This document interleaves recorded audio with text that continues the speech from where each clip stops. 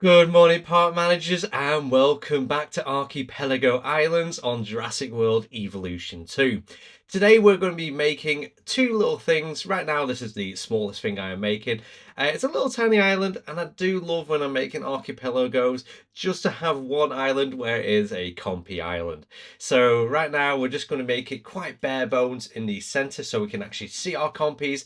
And as you can see in the back there, I've got a camera trap right next to a food source, so then we can see them a lot better. Or in a sense, if we're using a bit of imagination, the guests can use the cameras to see the compies, as we don't want them traveling to the island, as they are sweet, cute, but deadly, as we've seen in Lost World.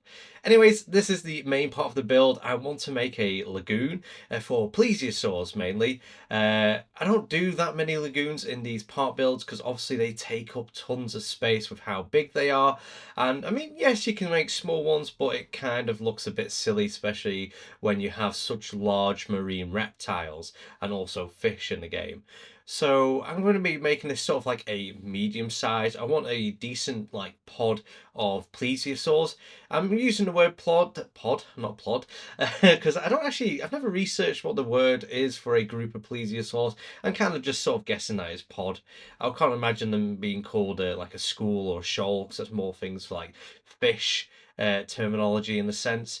But yeah, anyways, the thing with lagoons, even now, even with the kelp, it's still really good, the kelp, but they still feel not very customizable. It would be nice to be able to change like the depth of the water and also like the terrain in there and have like different things like this. And we're all hoping maybe something we'll see in their next Jurassic World title, anyways.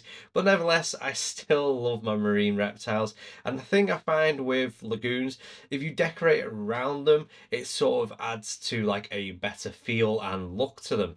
As you can see right now, all I'm going to be doing at the front where the viewing glass is, I'm going to be doing a fair few corals and rocks. And that's mainly just going to be at the front of the windows because you can see it and it looks kind of cool. I was hoping for the plesiosaurs to come lower to the ground and get like a few screenshots and recordings of them near the corals, but it just never happened. Something I would love that the animation of the animals, the marine reptiles themselves and fish, they would use the full height of the lagoon. I feel like they very rarely come to the ground. You could even add a animation, especially for plesiosaurs, for like collecting rocks from the sand, and that'd be kind of interesting. At the back, we did do a quite a hefty kelp forest with like channels going through them to swim around, a few rocks and decorations hidden in between it just to add for some extra possible camera shot angles and things like this.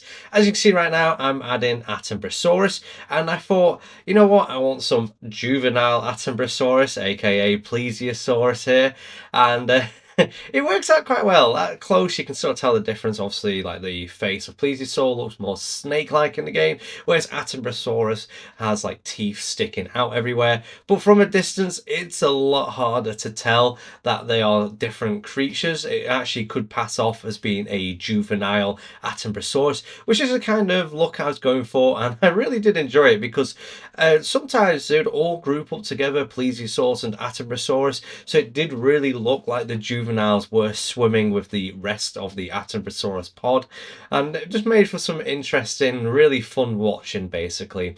And I loved actually seeing like a lot of time the plesiosaurs were just going in and out of the kelp, and that was also fun to watch. As you can probably tell from me talking, I have like watched a lot of them just doing things around the lagoon, and I had to cut it down a fair bit because otherwise we would have been like a 20-minute video. I'm not even joking about.